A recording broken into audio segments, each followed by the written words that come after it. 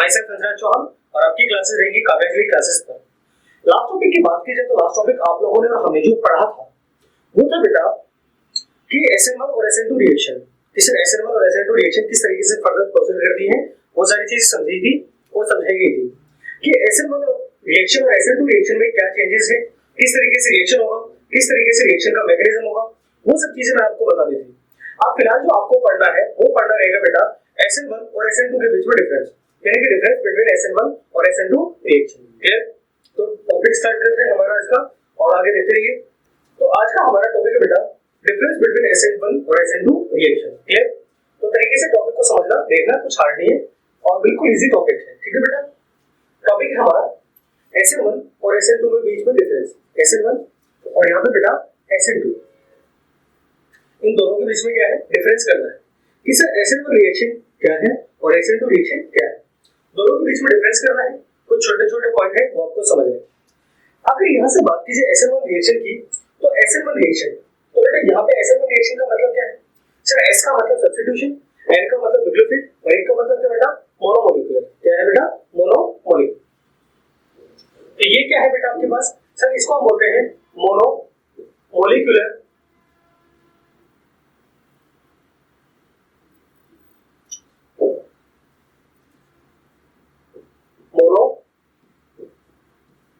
molecular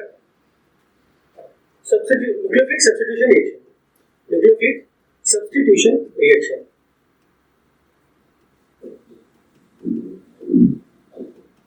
substitution reaction। Is it clear? Sir SN2 की बात की जाए तो SN2 को बोलेंगे बेटा, यहाँ पे दो का मतलब क्या है? बाइस, बाइमोलिक्यूलर। तो सर ये हो गई आपकी बाइमोलिक्यूलर nucleophilic substitution reaction। तो सर SN2 जो है इसको क्या बोलेंगे बेटा? बाइमोलिक्यूलर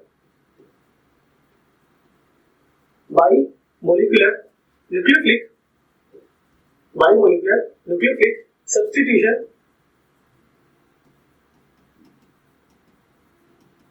substitution reaction। तो ये था बेटा पहला पॉइंट। Is it clear? बिल्कुल नॉर्मल है, आसान है, सारी चीजें वही रहेंगी, दोबारा से वही चीजें रिपीट होंगी, बस तरीके से देखना, आपको समझना है कि ओवरऑल कहानी हो क्या गई। तो सर SN1 जो रिएक्शन इसको बोलेंगे बेटा मोनोमोलिक्यूलर न्यूक्लियोफिलिक सब्स्टिट्यूशन रिएक्शन, SN2 को बोला जाता है बेटा bimolecular nucleophilic substitution reaction. Is it clear? Sir अगर मैं यहाँ से बात करूँ SN1 रिएक्शन की, तो SN1 रिएक्शन की कंडीशन में जो रेट होता था, जो क्या था बेटा रेट, यानी कि सर यहाँ पर जो रेट ऑफ रिएक्शन है वो जो डिपेंड करती है वो सिर्फ किस पर डिपेंड करती है बेटा? सबस्ट्रेट के ऊपर। यानी कि अगर मैं यहाँ से रेट लिखूं तो sir rate is directly proportional, आया, और इस यहाँ से इसको प्रोपोर्शनल का साइन हटा दूं तो यहाँ पर क्या लगेगा बेटा? कांस्टेंट। रेट इज इक्वल के और यहाँ पर क्या आएगा बेटा? सबस्ट्रेट। वो सबस्ट्रेट क्या था आपका? हेलोवेरगेन। और सर यहाँ पे Rx का पावर कितना बेटा? 1। एंड सर अगर SN2 की बात की जाए तो यहाँ पर जो रेट होगा वो क्या होगा बेटा? सबस्ट्रेट और रिएजेंट दोनों पे डिपेंड करेगा। यानी कि सर यहाँ पर रेट इज इक्वल किसके बराबर बेटा? के। एक तो आएगा sir R single power X इसका पावर 1 और एक आएगा बेटा न्यूक्लियोफिल। कि सर यहाँ पर जो रेट होता है वो आपका सबस्ट्रेट और न्यूक्लियोफिल दोनों पर क्या करता है बेटा? डिपेंड करता है। नेक्स्ट पॉइंट देखिए सर, यहाँ पर अगर मैं मॉलिक्यूलरिटी और ऑर्डर की बात करूँ तो SN1 की कंडीशन में मॉलिक्यूलरिटी और जो ऑर्डर होगा वो कितना होगा बेटा? 1 के बराबर। और फिर SN2 रिएक्शन के केसेस में जो मॉलिक्यूलरिटी है और जो ऑर्डर है वो कितना रहेगा बेटा? 2 के बराबर। तो सर यहाँ पर मॉलिक्यूलरिटी और ऑर्डर ऑफ रिएक्शन,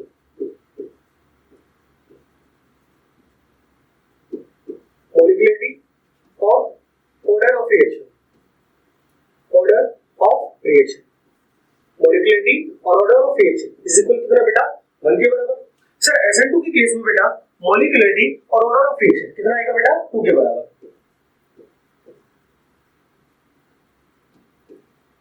मॉलिक्यूलरिटी और order of reaction, order of reaction ये कितना होगा बेटा? इज इक्वल 2 के बराबर है। सर नेक्स्ट पॉइंट की अगर मैं यहाँ से बात करूँ तो बेटा SN1 रिएक्शन में यहाँ पर सर ये जो रिएक्शन थी ये रिएक्शन कितने स्टेप होते थे बेटा? 2 स्टेप में। और फिर यहाँ पर जो SN2 रिएक्शन है ये कितने होते थे बेटा? Single step. यानी कि सर यहाँ पर जो रिएक्शन हुई वो कितने होगा बेटा? 2 स्टेप में। यानी कि sir reaction complete in 2 step. कितने बेटा? 2 स्टेप में है। और फिर यहाँ पर जो रिएक्शन होती थी वो किसमें होती थी बेटा? सिंगल स्टेप में। इसमें होते थे बेटा सिंगल स्टेप।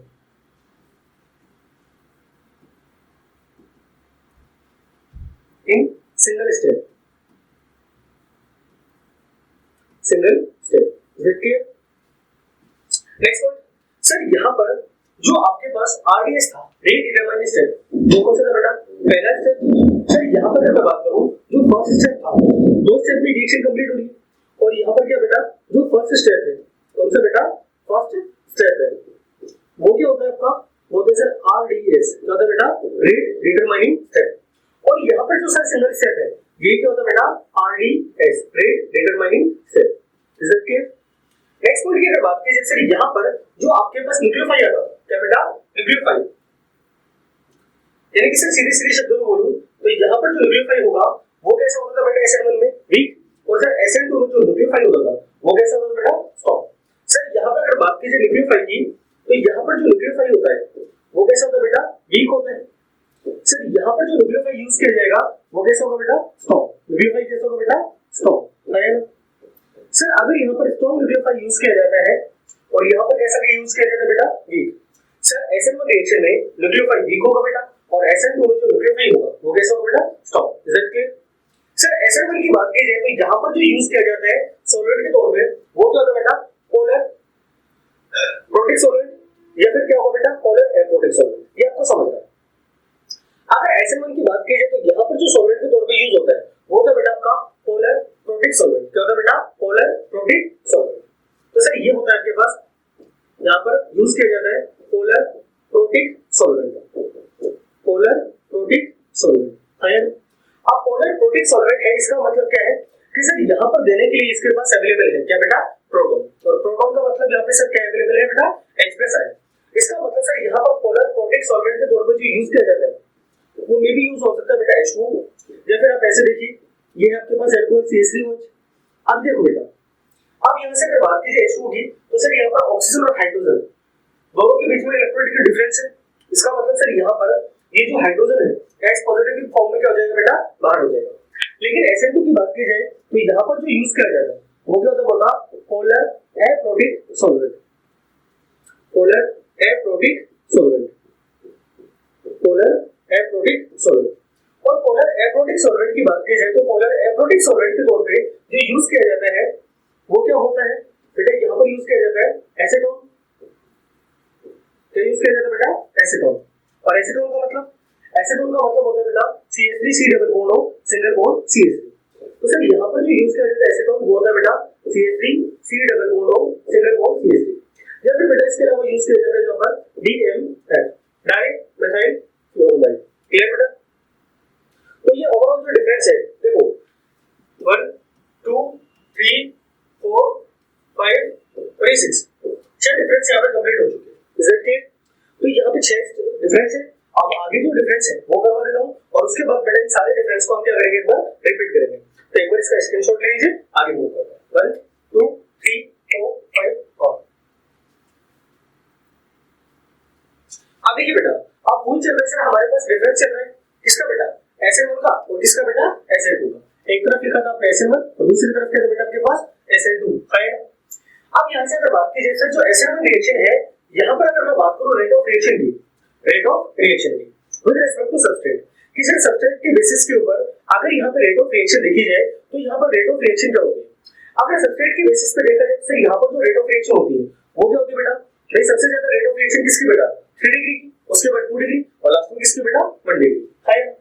यानी सर अगर यहाँ से बात की जाए rate of reaction, rate of reaction are what? With respect to, with respect to substrate, with respect to substrate। अगर सबस्ट्रेट की बेसिस पर रेट ऑफ रिएक्शन देखा जाए तो यहाँ पर रेट ऑफ रिएक्शन सबसे ज्यादा किसकी बेटा? 3 डिग्री की, उसके बाद 2 डिग्री, और लास्ट में कितना बेटा? 1 डिग्री, और लास्ट में इसके बाद क्या आएगा? 0 डिग्री, और 0 डिग्री का मतलब क्या?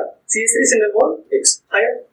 सर अगर SN2 की बात की जाए तो SN2 के रिस्पेक्ट में अगर मैं यहाँ पर रेट ऑफ रिएक्शन देखूं विद रिस्पेक्ट टू सबस्ट्रेट, तो उस कंडीशन में बेटा यहाँ पर जो रेट ऑफ रिएक्शन होगी वो सबसे ज्यादा 1 डिग्री, उसके बाद 2 डिग्री, और लास्ट में 3 डिग्री। सर यहाँ पे अगर बात की जाए रेट ऑफ रिएक्शन की, ROR, rate of reaction with respect to, rate of reaction with respect to substrate, to substrate. तो रेट ऑफ रिएक्शन सबसे ज्यादा किसकी आएगी बेटा 1 डिग्री की, उसके बाद 2 डिग्री की एंड लास्ट फाइनल किसका बेटा 3 डिग्री का। आया सर अगर यहां से बात की जाए, चलो ठीक है ये तो हो गया रेट ऑफ रिएक्शन की। सर अगर मैं बात करूं SN1 रिएक्शन की, तो SN1 रिएक्शन में जो फॉर्मेशन होती थी वो किसकी होती थी बेटा कार्बेटाइन की। किसकी होती थी बेटा कार्बेटाइन की। और फिर SN2 की बात की जाए तो SN2 में क्या होता था बेटा ट्रांजिशन स्टेट, यानी कि पेंटावैलेंट स्ट्रक्चर बनती थी। आया सर अगर बात की जाए SN1 की, तो यहाँ पर जो फॉर्मेशन होती थी वो किसकी होती थी बेटा कार्बेटाइन की। यहाँ पर फॉर्मेशन होती थी, फॉर्मेशन आर आकर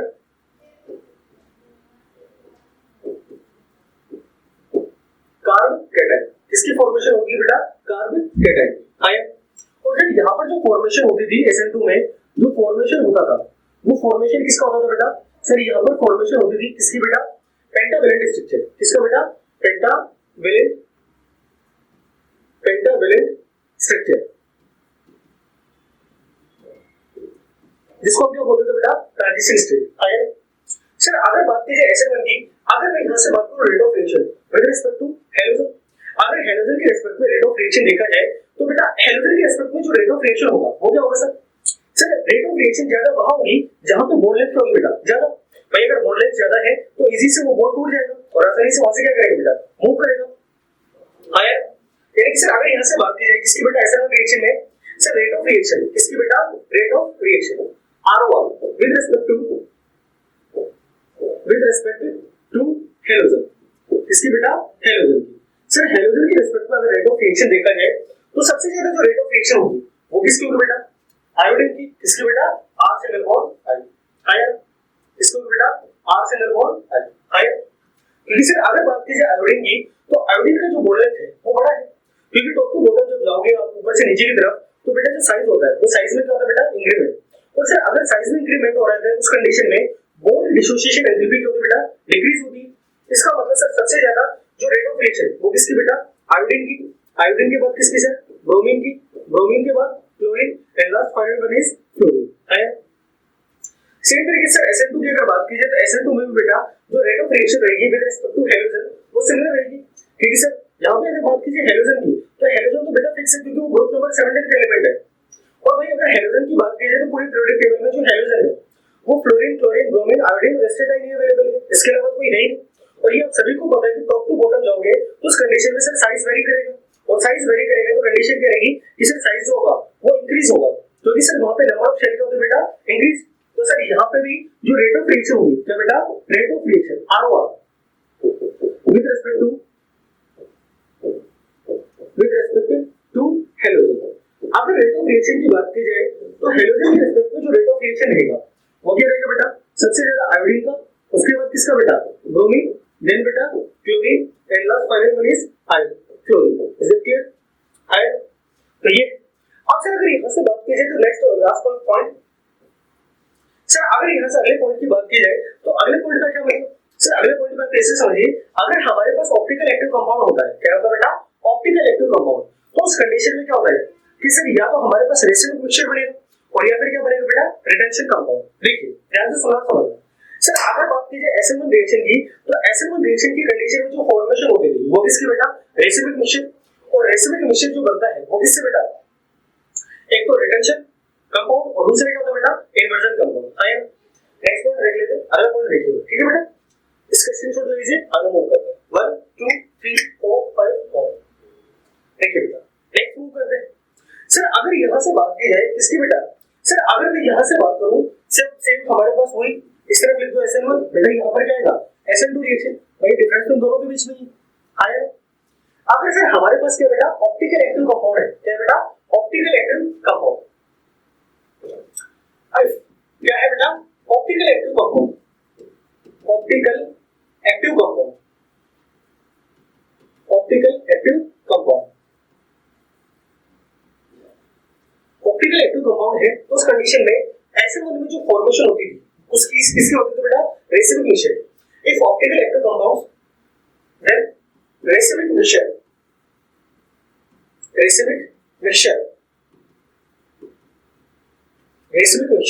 आर फॉर्म, तो फॉर्मेशन किसकी होगी बेटा रेसिडिव मिक्सचर की। अब रेसिडिव मिक्सचर है इसमें क्या होता है, जैसे एग्जांपल के तौर पे समझिए सर ये मेरे पास कार्बन है, मैंने यहाँ पर लिखा क्या बेटा न्यूक्लियोफाइल, सर यहाँ पर लिख दिया हाइड्रोजन, बेटा यहाँ पर इस पोजीशन पे डैश पोजीशन पे है आर, और बेटा यहाँ पर वेज पोजीशन में जो अवेलेबल है वो क्या बेटा आर डैश, क्या बेटा आर डैश आया, ये सब मेरे पास आर डैश क्लियर। अगर बेटा मैं इसका मिरर इमेज बनाऊं तो मिरर इमेज जो बनेगा वो किस तरह से बनेगा, सर यहाँ पर मिरर इमेज में ये न्यूक्लियोफाइल बेटा कार्बन, ऊपर की तरफ हाइड्रोजन, इस पोजीशन पे क्या है बेटा आर, और सर यहाँ पर ये वाली जो पोजीशन रहेगी इसमें क्या रहेगा बेटा आर डैश आया, तो सर ये जो पोजीशन रहेगी ये क्या रहेगी बेटा are dash clear.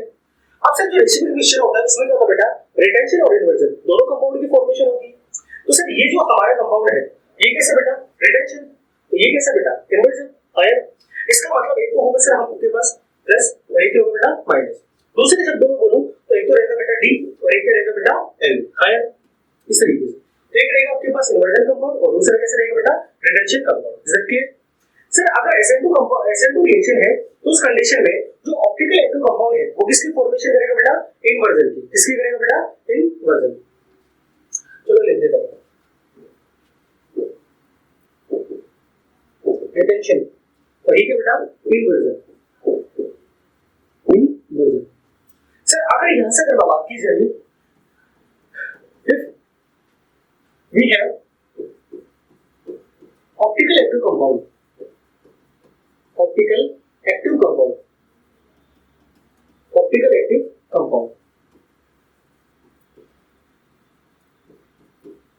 then inversion compound,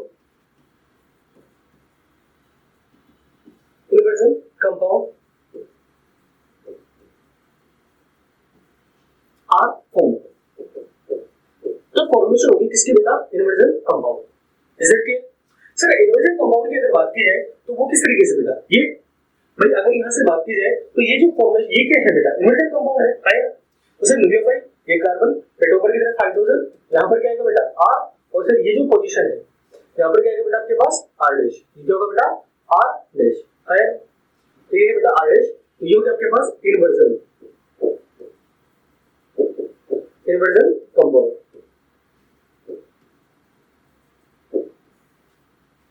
is that clear. तो ये थे बेटा आपके डिफरेंस किसमें SN1 और SN2 रिएक्शन।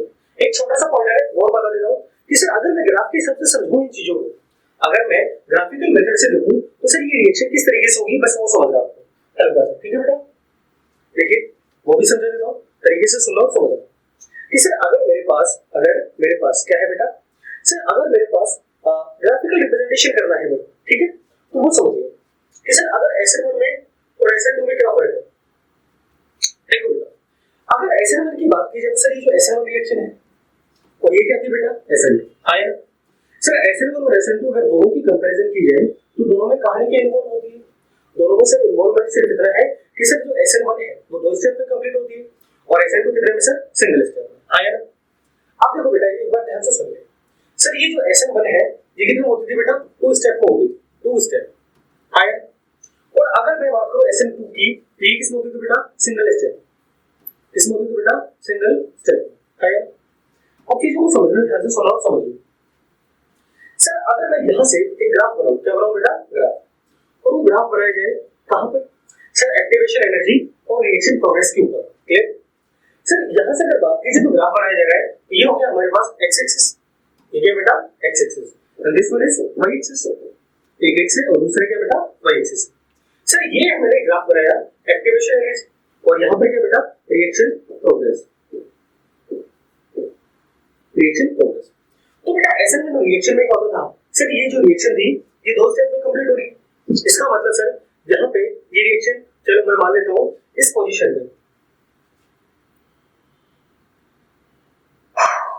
मैं मान लेता हूँ बेटा इस कंडीशन में आपके पास क्या है कोई ना कोई रिएक्टेंट अवेलेबल है, यहाँ पर क्या बेटा रिएक्टेंट, ये सर आपके पास रिएक्टेंट अवेलेबल है, ये यहाँ पर रिएक्टेंट है। अब ये रिएक्टेंट रिएक्शन करेगा तो रिएक्शन करेगा सर प्रोडक्ट की फॉर्मेशन करेगा, और रिएक्टेंट को प्रोडक्ट में फॉर्मेशन होने के लिए जो एनर्जी रिक्वायर्ड होती है वही होती है बेटा एक्टिवेशन एनर्जी। इसका मतलब मैं बोलूं कि required minimum energy to change reactant into product are known as activation energy है, मतलब वो मिनिमम एनर्जी जिससे रिएक्टेंट कन्वर्ट हो जाए किसमें बेटा प्रोडक्ट में, वही क्या रहेगी आपकी एक्टिवेशन ये जो रिएक्टेंट है ये रिएक्टेंट यहाँ से मूव करेगा। अब यहाँ पे पहले स्टेप में यहाँ पर जो होता था और दूसरे स्टेप में इस तरीके से सर यहाँ पर बनेगा प्रोडक्ट। ये कैसे सर अगर यहाँ से बात की जाए तो यहाँ पर होता क्या था बेटा, अब ध्यान से सुनिए सर, यहाँ से लेके यहाँ तक के जो एनर्जी बैरियर है इसको मैं मालूम क्या बेटा, एक्टिवेशन एनर्जी कौन सा फर्स्ट, और सर यहाँ पे जो एक्टिवेशन जो एनर्जी का बैरियर है तो ये तो रिएक्टेंट की एनर्जी है आया।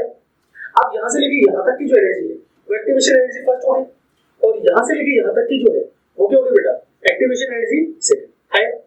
अब पहले क्या होता था बेटा, इसे पहली कंडीशन में जहाँ पर कार्बेटाइन की फॉर्मेशन होती थी, क्या होता था बेटा, कार्बेटाइन की फॉर्मेशन, और कार्बेटाइन की फॉर्मेशन के बाद ही फॉर्मेशन होती थी किसकी बेटा, न्यूक्लियोफाइल सॉरी प्रोडक्ट की, जब न्यूक्लियोफाइल अटैक करके आता था।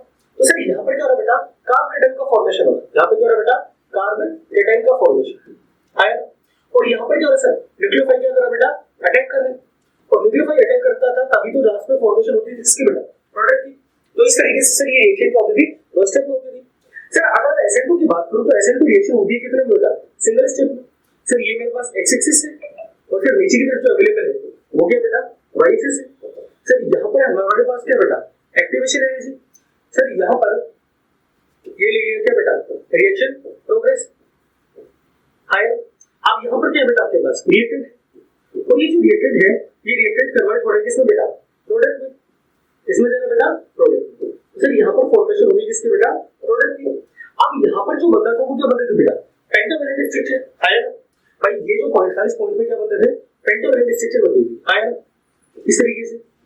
लेकिन सभी को मालूम है बेटा, जैसे हाइड्रोजन है ये यहाँ पे न्यूक्लियोफाइल हो गया, यहाँ पर हाइड्रोजन हो गया, यहाँ पर आपने जोड़ दिया R, यहाँ पे जोड़ दिया आपने क्या बेटा, R डैश। तो ये क्या है बेटा, पेंटावैलेंट स्ट्रक्चर, पेंटावैलेंट स्ट्रक्चर आया। और इस तरीके से जो रिएक्टेंट है वो कन्वर्ट हो रहा है किसमें बेटा, प्रोडक्ट। तो ये था बेटा आपके पास जो टॉपिक था हमारा, डिफरेंस बिटवीन SN1 और SN2 reaction. Is it clear? तो प्रॉपर तरीके से इसको देखिए और इसको तरीके से आपको नोट डाउन करना है नोट्स में, और आगे की जो चीजें वो आपको समझाऊंगा, ध्यान से सुना समझ, ठीक है। एक बार फिर से इसको रिपीट करते हैं, देख लेते हैं कि जो मैंने यहाँ पे पॉइंट करवाया वो सारे, ठीक है बेटा।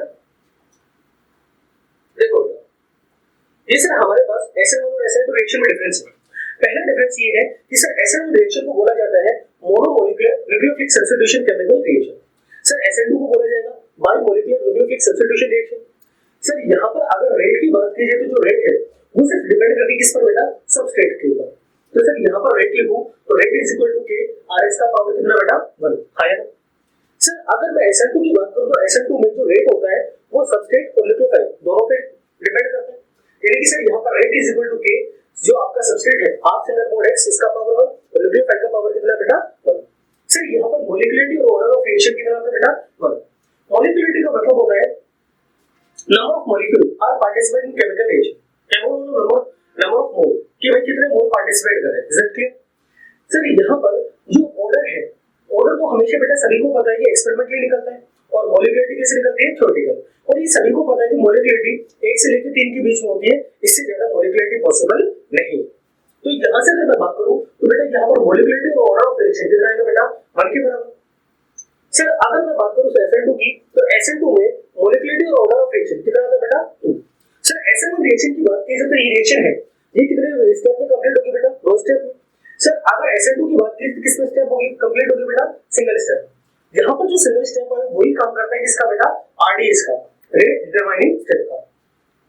लेकिन SN1 में जो पहला स्टेप है, फर्स्ट स्टेप, वो काम करेगा किसका बेटा, रेट डिटरमाइनिंग स्टेप का, RDS का। सर SN2 की बात की जाए तो SN2 में न्यूक्लियोफाइल कैसे रहेगा बेटा, स्ट्रांग। सर SN1 में न्यूक्लियोफाइल कैसे रहेगा बेटा, वीक। सर SN1 में यहाँ पर जो यूज होता है वो पोलर प्रोटिक सॉल्वेंट होता है। पोलर प्रोटिक का मतलब होता है जो प्रोटॉन दे सके। Is that clear? और पोलर की बात की जाए तो पोलर वर्ड कहां से आया, ये सर डिफरेंस ऑफ इलेक्ट्रोनेगेटिविटी से आता है।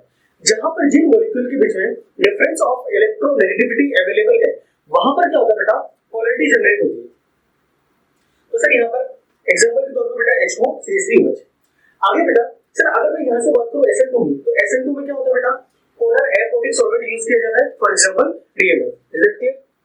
इस देखिए सर SN1 की बात की जाए तो SN1 में जो रेट ऑफ रिएक्शन रहेगा विद रिस्पेक्ट टू सबस्ट्रेट वो क्या रहेगा बेटा, 3 डिग्री, 2 डिग्री, 1 डिग्री। उसके बाद ये सर अगर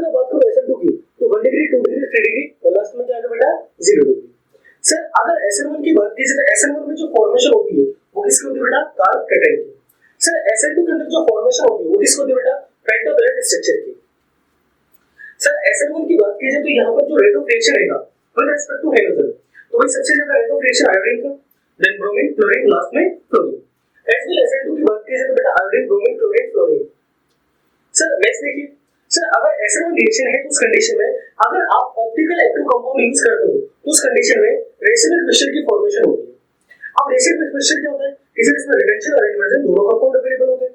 इसका मतलब ये कि सर अगर एक कंपाउंड सॉल्यूशन को क्लॉकवाइज घुमा रहा है तो दूसरा कैसे घुमाएगा बेटा, एंटी क्लॉकवाइज, एक क्लॉकवाइज तो दूसरा बेटा एंटी क्लॉकवाइज, इस तरीके से। तो ओवरऑल जो रिजल्टेंट आएगा वो कितना आएगा बेटा, 0 के बराबर। सर अगर मैं बात करूं SN2 की, तो SN2 में तो जो बेटा ऑप्टिकल एक्टिव कंपाउंड यूज किया जाता है तो उस कंडीशन में फॉर्मेशन होती है किसकी बेटा, इन्वर्जन कंपाउंड की। Is it clear? नेक्स्ट देखिए, सर अगर यहां से बात की जाए तो इन दोनों को ग्राफिकल रिप्रेजेंटेशन के हिसाब से समझा जाए तो बेटा देखो जो SN2 होती है उसमें क्या होता है सर कि कार्बोनेट बनेगा और उसके बाद क्या बनेगा बेटा, न्यूक्लियोफाइल, और न्यूक्लियोफाइल बनने के बाद फॉर्मेशन होगी किसकी बेटा, प्रोटीन की। आया, तो इसके लिए हमने क्या किया, ग्राफ बनाया एक्टिवेशन एनर्जी और रिएक्शन प्रोग्रेस के बीच में। तो बेटा सबसे पहले कार्बोनेट बन रहा है तो यहाँ पर सर ये तो हो गया एक्टिवेशन एनर्जी फर्स्ट, और कार्बोनेट बनने के बाद क्या हो रहा है, न्यूक्लियोफाइल अटैक करेगा तो ये हो गया आपके पास एक्टिवेशन एनर्जी सेकंड, तो लास्ट में फॉर्मेशन होगी किसकी बेटा, प्रोटीन की। सर अगर SN2 रिएक्शन की बात की जाए तो ये रिएक्शन होगी कंप्लीट किसमें बेटा, सिंगल स्टेप में। और फिर यहाँ पर क्या होगा डायरेक्टली पेंटावैलेंट स्ट्रक्चर का फॉर्मेशन होता है जिसके बाद फिर डायरेक्टली फॉर्मेशन होगी किसकी बेटा, प्रोटीन की। Is it clear? तो ये था बेटा ओवरऑल आज का टॉपिक, डिफरेंस बिटवीन SN2 और SN1 रिएक्शन।